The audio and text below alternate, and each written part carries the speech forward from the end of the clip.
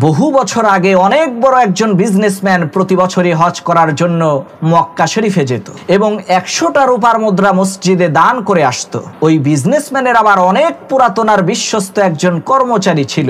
একবার সেই বিজনেসম্যান তার সেই কর্মচারীকে বলল, আমি তো প্রতি বছরই হজে যাই, আর আমার অনুপস্থিতিতে খুবই আমানতদারিতার সাথে তুমি আমার বাড়ি ঘর দেখাশোনা করো। এজন্য আমি চাই এইবার আমার পরিবর্তে তুমি হজে যাও, এতে করে তুমি আল্লাহ তাআলার পবিত্র ঘর আর নবীজির রওজা জিয়ারত করে আসতে পারবা। কর্মচারী তো মহা খুশি।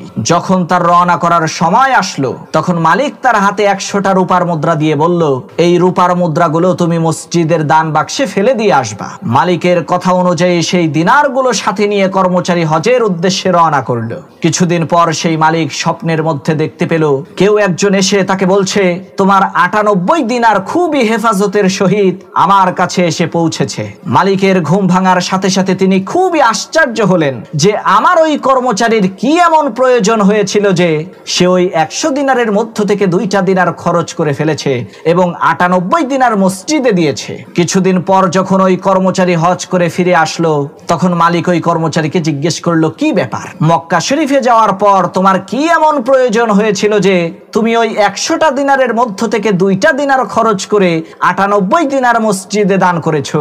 মালিকের এই কথা শুনে সেই কর্মচারী হয়রান পেরেশান হয়ে বলল, আপনাকে এই খবর কে দিল? কিভাবে আপনি এই বিষয়টা জানতে পারলেন? তখন সেই মালিক বলল, আমি স্বপ্নে দেখলাম কেউ একজন এসে আমাকে বলছে, তোমার 98 দিনার খুবই হেফাজতের সাথে আমার কাছে এসে পৌঁছেছে। তখন সেই কর্মচারী বলল, আমি তো মাত্র 2টা দিনার মসজিদে দিয়েছি, আর বাকি 98 দিনার দিয়ে আমি অসহায় গরিব ক্ষুধার্ত মানুষকে খাবার কিনে দিয়েছি।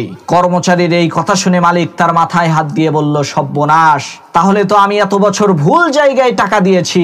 আমার কাজে তো মনে হয় আল্লাহ তাআলা খুশি হয় নাই।